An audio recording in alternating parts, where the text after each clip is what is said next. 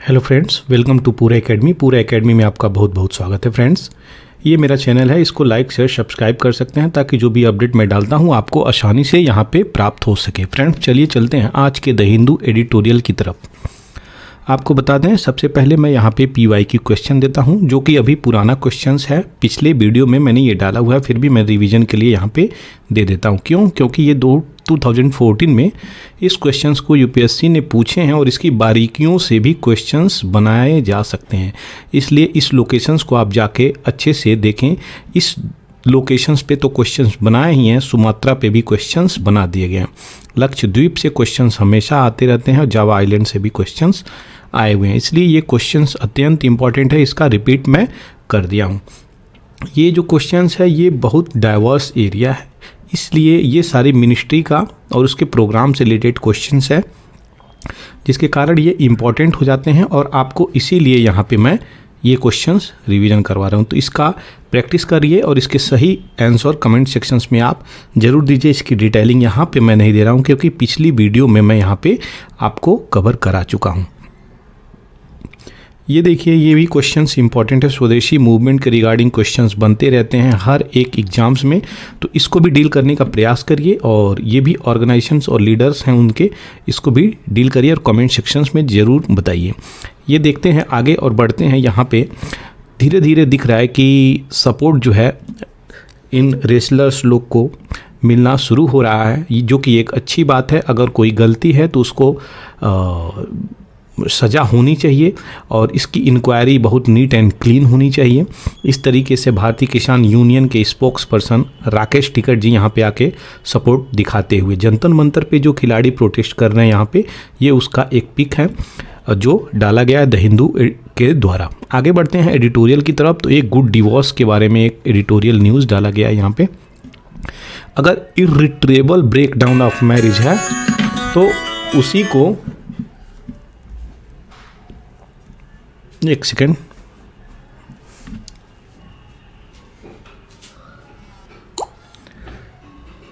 हाँ, उसी को यहाँ पे माना गया। तो irretrievable breakdown of marriage should be the ground for divorce. तो यहाँ पे ऐसी कोई मैरिज जो पुनः रिट्रीव नहीं हो सकती, पुनः रिवाइव नहीं हो सकती, तो वहाँ पे ब्रेकडाउन का ही केवल चांसेस है। उसी के आधार मान के यहाँ पे मैरिज में डिवोर्स की बातें बोली जा रही हैं, भी किसके द्वारा? सुप्रीम कोर्ट के द्वारा। तो आपको इसकी एडिटोरियल की सारी जानकारी आपको अभी देते हैं।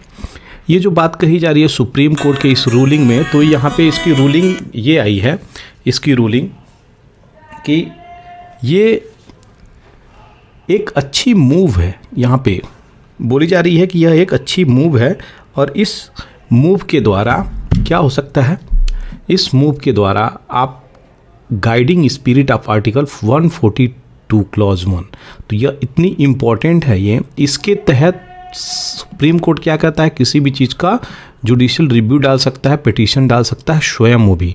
तो यहाँ पे कॉन्स्टिट्यूशंस को में ये बातें बोली गई हैं कि कंप्लीट जस्टिस जो होती है वो लोगों को मिलनी चाहिए और इसके आधार पे इन्हें पिटीशन है। तो यहाँ पे यही बात सुप्रीम कोर्ट बोला है कि जो डिवोर्स है, अगर एक जो है मेल या फिर फीमेल, कोई भी, इन दोनों में कोई बातें नहीं बनती और एक जो है पिटीशन डालता है कि हम इर्रिट्रेबल कंडीशंस पे पहुंच गए हैं कि इसको रिवाइव नहीं करा जा सकता इस मैरिज को, और उसको सारी जांच परख करने के बाद ही सुप्रीम कोर्ट यहाँ पे फैसला ले सकती है, ताकि ये सारी चीज़ें वहाँ पे मालूम चले। तब जाके उस आधार पे यहाँ पे आपको बात बोली जा रही है कि आपको डिवोर्स के लिए तब आगे बढ़ा जा सकता है, तब वहाँ डिवोर्स कोर्ट दे सकती है। अदरवाइज ये प्रॉब्लम निकल के आ रही थी पहले कि अगर एक पार्टनर और दूसरा पार्टनर दोनों में असहमति है, डिवोर्स के लिए यहाँ पे डिमांड रख रहे हैं और ये अगर डिसएग्री कर जाते हैं, ये एग्री रहते हैं, तो यहाँ पे भी डिवोर्स नहीं होती थी।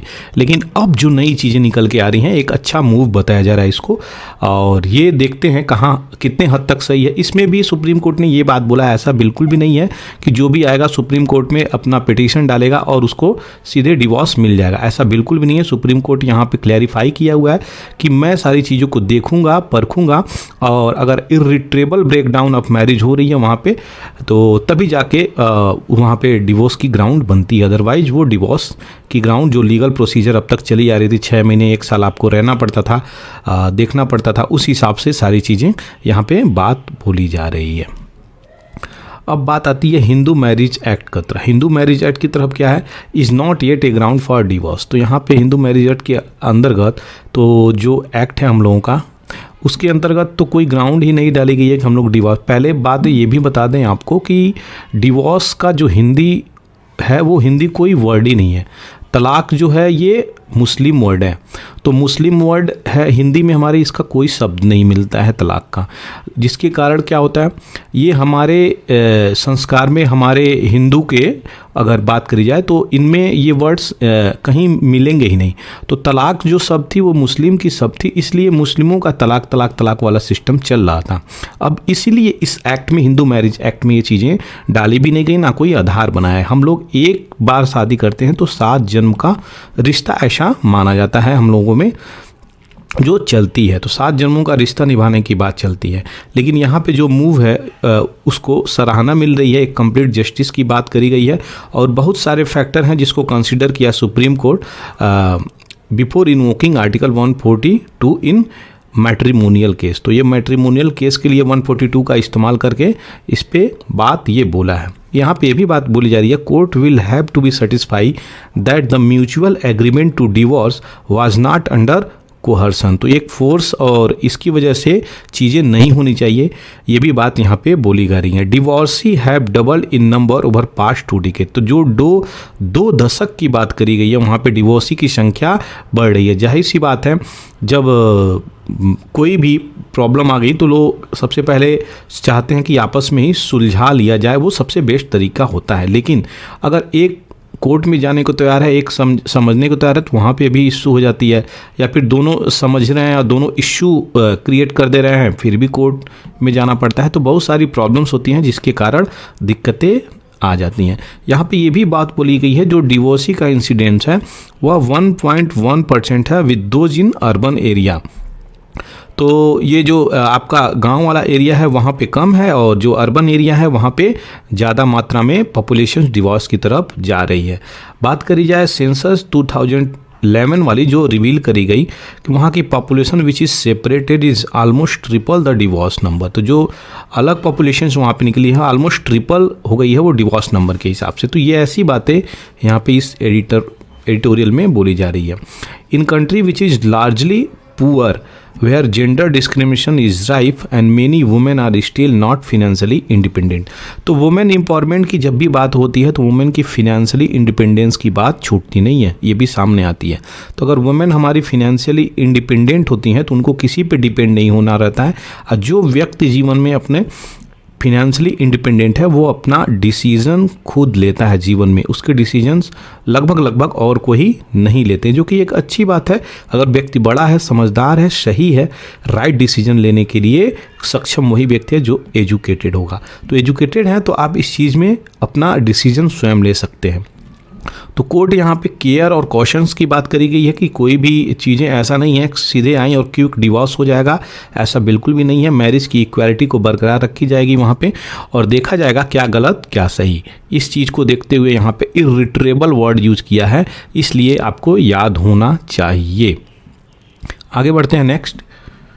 यहाँ पे देखिए कम्युनल टेंशन जो है वो इंक्रीज हो गया है रामनवमी के समय, ऐसा रिपोर्ट में बताया गया। जब रामनवमी देश में आ रही है तो ऐसा बोला जा रहा है कि रामनवमी के दिन यहाँ पे राइट्स बढ़ते जा रहे हैं। कुछ डाटा देख लेते हैं, वो डाटा आपको यहाँ पे मैं दिखाऊँ। बात चल रही है 2016 की। तो 2016 में यहाँ पे जुगलसराय और जमशेदपुर के आसपास ये सारी चीज़ें हुई हैं। तो ऐसी प्रॉब्लम निकल के आ रही हैं। 2017 में यहाँ पे खिदनापुर में हुआ है, 2018 में नीमल और बूंदी के आसपास, 2019 में ये, 2022 में थोड़ा आंकड़ा बढ़ा हुआ है, 2023 में ये देखिए रंग दिए गए हैं। ऐसी चीज़ें निकल के आ रही हैं जो कि रिलीजियस पर्सपेक्टिव से ये चीज़ें राइट्स आगे बढ़ रही हैं, जो कि गलत है। ये चीज़ें नहीं होना चाहिए। तो जो वायलेंट स्कर्मिसेस हैं बिंदु हिंदू एंड मुस्लिम, तो जो छोटे मोटे झगड़े होते हैं स्कर्मिसेस, वो जो हैं बढ़ रहे हैं पास्ट के डिकेड से लेके, ऐसा ग्राफ यहाँ पे दिखा रहा है, आप देख सकते हैं। तो जो डिस्प्यूट है ये सारी चीज़ें बढ़ रही हैं। और 2023 की बात करें जो कि इम्पोर्टेंट है डाटा, तो देखिए ये कई सारे जगहों पे राइट्स फैल रहे हैं जो कि गलत है देश के हित के लिए, डेवलपमेंट के लिए।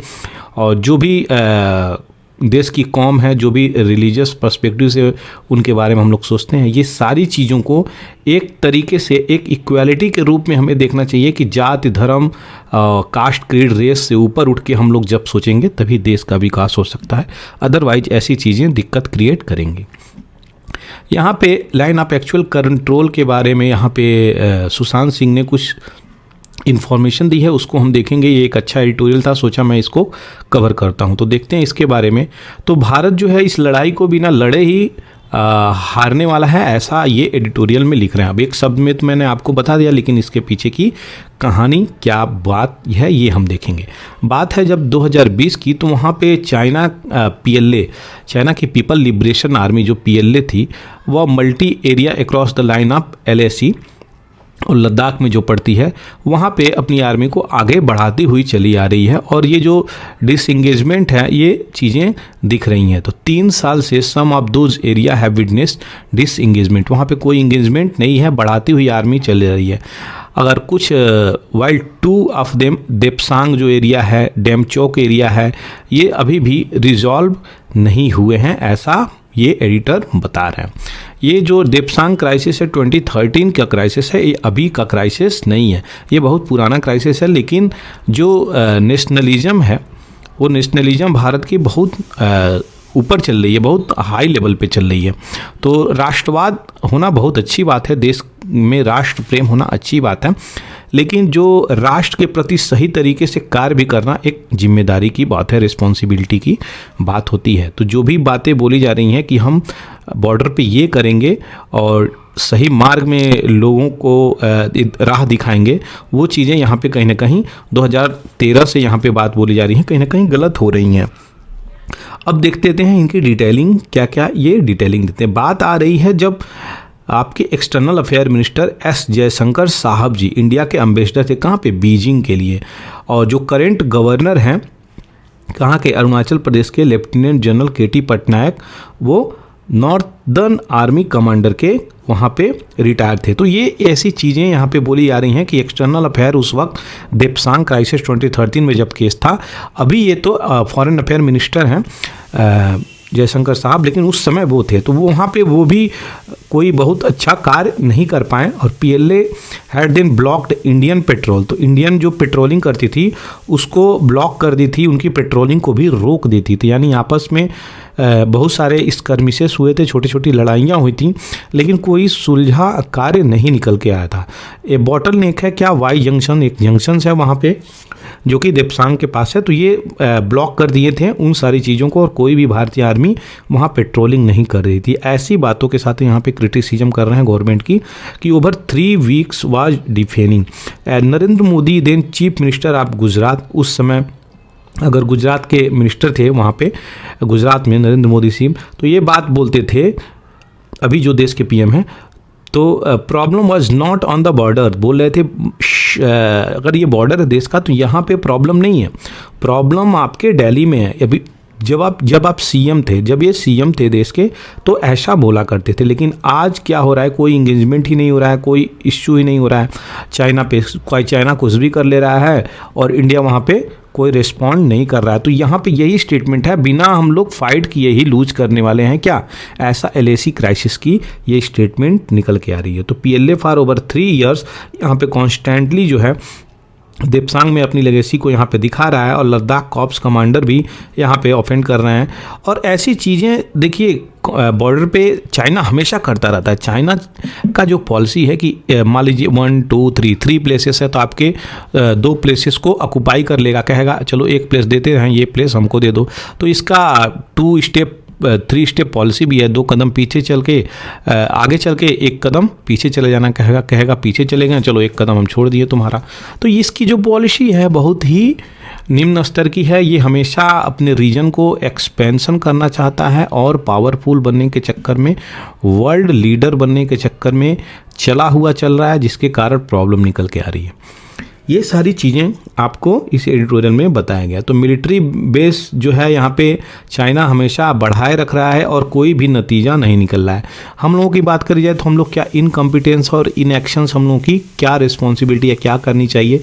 तो कहीं ना कहीं दिल्ली को अपनी मिलिट्री को और स्ट्रॉन्ग बनाने की ज़रूरत है और डिप्लोमेसी करने की ज़रूरत है और टेबल टॉक करने की ज़रूरत है, ताकि कोई ना कोई रास्ता ज़रूर निकले। लेकिन ऐसी हालात में जब रशिया और यूक्रेन लड़ाई कर रहे हैं तो वहाँ पे हम क्या कर सकते हैं। तो रशिया हमारी किस हद तक मदद करेगा यह हम बिल्कुल भी नहीं जानते। क्यों? क्योंकि रशिया का पुराना मित्र चाइना भी है, चाइना भी कम्युनिस्ट है।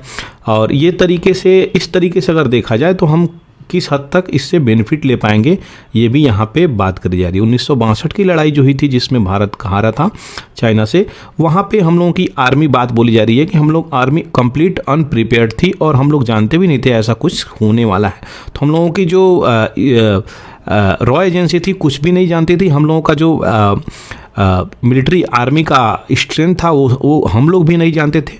इसलिए चाइना पहले से प्रिपेयर होकर हम लोगों को अटैक करता है, हम लोगों को हराता है 62 में। लेकिन आज की हालत क्या है? आज की हालत यह है कि हम लोग 1962 में नहीं जी रहे हैं, दिस इज़ 2023। तो 2023 में हालात बहुत बदल गए हैं, जियो पॉलिटिक्स भी बहुत बदल चुकी है। कौन किसके मदद के लिए सामने आ सकता है आज के डेट में, ये बहुत कहना मुश्किल की बात है। इस तरीके से देखा जाए तो हम लोग का जो हालत है 62 वाला बिल्कुल भी नहीं है। हम लोगों के पास आर्म्स एंड इम्यूनिशन है, लेकिन क्या हम लोग चाइना से कम्पीट कर सकते हैं? तो अगर बात करी जाए सही मायने में तो चाइना का जो पावर है आर्म्स इम्यूनिशंस में हम लोगों से कम 5 गुना अधिक है। क्यों? क्योंकि वो बजट पे भी इतने पैसे खर्च करता है जितने हम नहीं करते। तो भारत भी बजट पे पैसे खर्च करने पड़ रहे हैं, चाहे मजबूरी में चाहे आवश्यकता में खर्च कर रहा है। अब जान के उतना हम लोग हेल्थ पे बजट नहीं खर्च कर रहे हैं जितना हम लोग डिफेंस पे खर्च कर रहे हैं। क्यों? क्योंकि एक तरफ पाकिस्तान, दूसरी तरफ चाइना, तीसरी तरफ समुद्र, तो हम लोगों को खर्च करना पड़ रहा है, अपने एनिमी कंट्रीज के लिए खर्च करना पड़ा है, ताकि जो इंडिया रहे वो सुरक्षित रहे। कहीं ना कहीं डिफेंस में ज़्यादा खर्च करने की ज़रूरत है। बात ये भी बोली जा रही है prime minister does not wish to fall into that trap, और इस जाल में ये फंसना नहीं चाहते कि यूक्रेन और रसिया जो लड़ रहे हैं उसके जाल में भी ये फंस जाएं। और अभी तक यूक्रेन रसिया के जाल में तो ये नहीं फंसे, लेकिन कोई एक्शंस भी नहीं लिए। तो इनके इनएक्शंस की बातें बोली जा रही हैं, ये क्या करेंगे आगे वो भी नहीं समझ में आता है। Parliament and answer questions regularly even during the 1962 conflict. तो नेहरू की बात करी जाए, उनके पार्लियामेंट की बात की जाए तो 1962 के कॉन्फ्लिक्ट पे पार्लियामेंट में उन्होंने आंसर भी दिया है। लेकिन यहाँ पे बात करी जाए 70% of India content that India can मिलिट्रली defeat China. 70% जो भारतीय ये सोचते हैं कि हम मिलिट्रली उनको हरा सकते हैं, लेकिन आर्म्स और इम्यूनिशंस की बात करी जाए तो वहाँ पे ज़रूर कहीं ना कहीं अलग बातें निकल के आ जाती हैं। ऐसी चीज़ें यहाँ पे हैं। मोदी और जी की बात करें तो PLA सोल्जर जो हैं Chumar, even there was intense media focus and hyped optics during Xi visit Ahmedabad Gujarat 2014 में। जब झी आए थे तो वहाँ पे बहुत सारा हाइप बनाया गया था और बहुत सारी चीज़ें वहाँ पे करी गई थी। अब देखते हैं 2014 से ही ये चीज़ें चल रही हैं, लेकिन हम बहुत हद तक इंटरवेंशन कर नहीं पा रहे हैं। तो सैटेलाइट इमेजरी की बात करी जाए तो चाइना ऑलरेडी बिल्डिंग वहाँ पे बहुत सारे बंकर बना चुका है। अपनी लद्दाख का जो रीजन है, जो अक्साई चीन है, वहाँ पे वो चीज़ें बना चुका है। ऐसी सारी प्रॉब्लम यहाँ पे निकल के आ रही हैं और मोदी का फेथ अभी भी किस पे है ये चीज़ें समझने में दिक्कत हो रही है, जिसके कारण यहाँ पे प्रोएक्टिव मूव की ज़रूरत बता रहे हैं। यहाँ पे एक एक्टिव मूव की ज़रूरत है और ट्रांसफ़र करें प्रेशर बैक टू चाइना। हम लोगों के ऊपर चाइना का जो प्रेशर है वो बैक टू चाइना पे जब तक हम नहीं प्रेशर फील कराएंगे तब तक हम लोग यहाँ पे कुछ सॉल्यूशंस नहीं निकाल पाएंगे। क्यों? क्योंकि चाइना हमेशा छोटे मोटे बॉर्डर पे स्कर्मिशेस करता रहता है। अरुणाचल प्रदेश के डिस्ट्रिक्ट का नाम बदलता रहता है, वहाँ के लोगों को बोलता है कि वीज़ा लेने की ज़रूरत नहीं है। कई सारे नाम डिस्ट्रिक्ट के वो ऑफिशियली बदल चुका है, अपने लॉ में कई सारे चीज़ें वो अमेंड कर रहा है। तो ऐसी चीज़ें बॉर्डर को लेके, डिस्प्यूट को लेके ये आती रह रही हैं, जिसके कारण हम लोगों को पुनः प्रेशर की ज़रूरत है वहाँ पे, पुनः वापस प्रेशर की ज़रूरत है किसके ऊपर, चाइना के ऊपर, ऐसा यहाँ पे बोला जा रहा है। Military on China border will remain in defensive posture, ये ऐसी बातें बोली गई हैं कि हम लोगों को डिफेंसिव पोस्चर में अभी भी हम लोग हैं। लेकिन अगर स्ट्रेटजिक बात हम लोग सोचें दिल्ली को लेके, अपने इस एक स्ट्रॉन्ग एक्शंस को लेके, तो हम लोग क्या कर सकते हैं ये हम लोग जानते हैं। और जो मिलिट्री है उसका सदुपयोग यहाँ पे स्टेट के लिए सही तरीके से करने की बात करी जा रही है। इंडिया फेलियर की बात करी जा रही है जो इम्पोज किया, India failure to impose its will upon China is a direct consequences for its fear of military. तो सभी लोग भारत की मिलिट्री से भाई डरते हैं, ये तो बात सही है, लेकिन चाइना के भी मिलिट्री कोई कमज़ोर नहीं है, ऐसी बात सबको जाननी चाहिए। और ये स्ट्रॉन्ग चीज़ है। 1962 का जो चीज़ हुआ वो तो हुआ, लेकिन अब आगे जो चीज़ें होंगी वो अलग तरीके से होंगी, वो 62 वाली चीज़ें बिल्कुल भी नहीं होंगी। 3 years after the border crisis began, a status quest approached can no longer be the answer. तो जो आंसर इसका खोजा जा रहा है कि क्या इसके आंसर्स हो सकते हैं, उसको भी हम लोग देखेंगे आने वाले समय में। और जो 1962 को अगर हम एवॉइड कर दें तो हम क्या पाएंगे, national failure for India, unlike 1962 China would have now one without fighting. तो 1962 में कम से कम भारत लड़ा था और तब जाकर हारा था, ऐसा बात बोली जा रही है एडिटर के साथ। लेकिन अभी जो है हम लोग ना बातें कर रहे हैं, ना ही हम फाइट कर रहे हैं, फिर भी हम पीछे हटते चले जा रहे हैं, ये भारत की हार बताई जा रही है। ऐसी चीज़ें यहाँ पे बोली जा रही हैं। ये यहाँ पे संघाई कोऑपरेशंस के बारे में हम पढ़ेंगे। सबसे पहले तो संघाई कोऑपरेशन के बारे में चल रहे हैं, क्योंकि ये SCO का जो मीट है वो भारत अभी कराएगा, तो ये चीज़ों के बारे में हम लोग पता होना चाहिए। यह एक Eurasian political economic international security defence organisation है। क्या, संघाई कोऑपरेशन ऑर्गेनाइजेशन, और वर्ल्ड का लार्जेस्ट रीजनल ऑर्गेनाइजेशन है in terms of geographic scope and population. तो याद रखना चाहिए, किसी भी ऑर्गेनाइजेशन से क्वेश्चंस कभी भी बन सकता है। 60% of area of Eurasia, 40% world populations इसमें आते हैं। It's combined GDP around 20% of global GDP। तो ग्लोबल GDP का 20% यहाँ पे आ रहा है। तो ये ग्लोबल GDP का 20% आना मतलब बहुत बड़ी बात होती है। ये जो है सक्सेसर है, पहले संघाई 5 ही हुआ करता था, जो कि फॉर्म किया गया था क्या, 1996 में पीपल रिपब्लिक्स ऑफ चाइना, जो चाइना थी कंट्री, कजाकिस्तान, किर्गिस्तान, रसिया और तजिकिस्तान। ये कंट्री संघाई 5 के नाम से जानी जाती थी, लेकिन बाद में इसको SCO कर दिया गया। ये सारी चीज़ें आपको पता होना चाहिए, इम्पॉर्टेंट है। और इसके बाद अगर बात करी जाए तो 15 जून 2001 को यहाँ के जो लीडर थे मीटिंग बताते हैं, और बाद में इंडिया और पाकिस्तान जो है एक साथ 2017 में 9 जून को यहाँ पे इसका मेंबरशिप लेते हैं। ये सारी चीज़ें आपको पता होना चाहिए। और ये मैं संघाई कोऑपरेशंस का आप देख सकते हैं यहाँ पे लोगों, संघाई 5 के नाम से भी ये चीज़ें जानी जाती थी। और ये मीट करती है वंस इन ए ईयर। तो अगर ट्वाइस दे दे, बाई एनियल दे दे तो भी गलत हो जाएगा।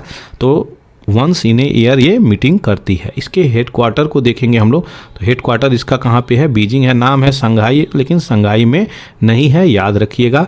और चाइना में है, ये याद रखिएगा। इसके अंदर आती है रैट्स। तो रैट्स एक ऑर्गेनाइजेशन है, इसके अंदर आती है। इसके मेंबरशिप कंट्री ये हैं, याद रखिएगा, चाइना, इंडिया, कजाकिस्तान, किर्गिस्तान और पाकिस्तान, रसिया, तजिकिस्तान, उज्बेकिस्तान। ये सारी चीज़ें इसकी मेंबर कंट्री हैं। इसकी फॉर्मेशन हुई थी 15 जून 2001 को। तो ये प्रीडिसेसर किसका है, संघाई 5 का। अभी SCO बना है। तो SCO जो बना है वो कब बना है, ये 15 जून 2001 को। ये याद रखिएगा, इम्पोर्टेंट है। आगे बढ़ते हैं नए टॉपिक की तरफ। तो राजनाथ सिंह की जो काउंटर पार्ट हैं मारिया अहमद दीदी यहाँ पे मालदीव की, तो ये भी डिफेंस मिनिस्ट्री हैं, यहाँ पे इनके साथ ये चीज़ें चल रही हैं। 3 दिन के लिए यहाँ पे 3 डेज विजिट के लिए यहाँ पे फास्ट पेट्रोल वेजल के लिए and a landing craft assault ship to Maldives national defence force. तो इसको भारत देगा FPV फास्ट पेट्रोलिंग वेजल और लैंडिंग क्राफ्ट असॉल्ट शिप। तो इसको देने की बात कर रही है, देखते हैं आगे क्या होता है। ये सारी चीज़ें न्यूज़ में आई हैं।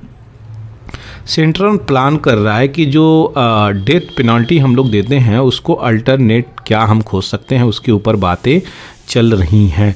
तो जो लॉयर हैं ऋषि मल्होत्रा, वो फाइल किए हैं PIL, और इनके PIL को देखा गया कि एक लेस पेनफुल ह्यूमन मेथड हम लोग चूज करेंगे। अब देखते हैं बाद में क्या चीज़ें निकल के आता है। ऐसी चीज़ें बोली गई हैं, अगर किसी को हैंग करते हैं तो इसको इनह्यूमन, ये लोग बोल रहे हैं इनह्यूमन, और ये चीज़ें निकल के आ रही हैं। आप क्या सोचते हैं, अपना विचार कमेंट सेक्शंस में ज़रूर दीजिएगा। अगर कोई रेप करता है, कोई मर्डर करता है, कोई किडनैप करता है, कोई मास मर्डर करता है, तो क्या उसके लिए कैपिटल पनिशमेंट होनी चाहिए? क्या उसको डेथ सेंटेंस होनी चाहिए, हैंग के लिए होनी चाहिए, या फिर उसको स्मूथ तरीके से उसको डेथ पेनल्टी देनी चाहिए ताकि उसको पेन भी ना हो? तो क्या कहीं ना कहीं लोगों को ये चीज़ें डर होनी चाहिए, इसकी आवश्यकता है कि नहीं है? ये आप कमेंट सेक्शंस में ज़रूर बताएं।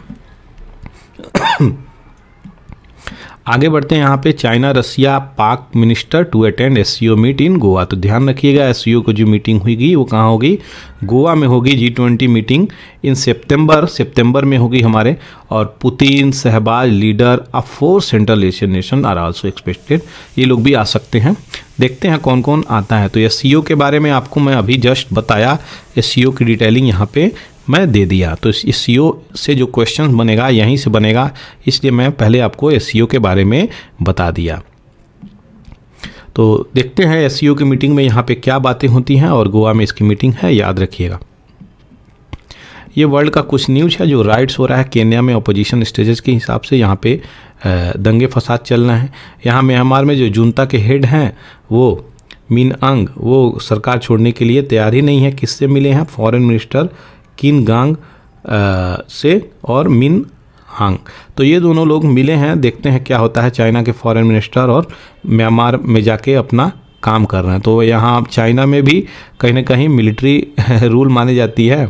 कम्युनिस्ट लोग हैं वैसे तो, और जो जुंता चला रही है म्यांमार में, वो भी देखते हैं क्या किस हद तक चीज़ें सही होती हैं। बात आती है यहाँ पे, डिस्पाइट प्रेसिडेंट प्ली Uganda MP pass new draft of anti gay bill. तो यहाँ पे युगांडा में भी एंटी गे बिल यहाँ पे चल गया है। देखते हैं किस हद तक गे को राइट्स मिलती है, सारे जेंडर को किस हद तक राइट्स मिलती है। आप लोग क्या सोचते हैं? जो भी LGBTQ है उनको राइट्स मिलनी चाहिए थी भारत में, या नहीं मिलनी चाहिए कम से कम?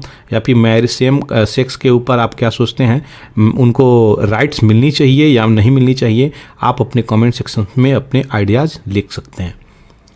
रसिया समन किया है पुलिस एनवाय को, क्योंकि उसकी एम्बेसी के आसपास से जो भी चीज़ें थी वो हटाने के लिए बोल दी गई थी। उसकी जो ऑर्गेनाइजेशन थी, बॉडी थी स्कूल के आसपास, वो चीज़ें हटाने के लिए बोल दी गई थी, इसलिए वो समन किया है, बुलाया है।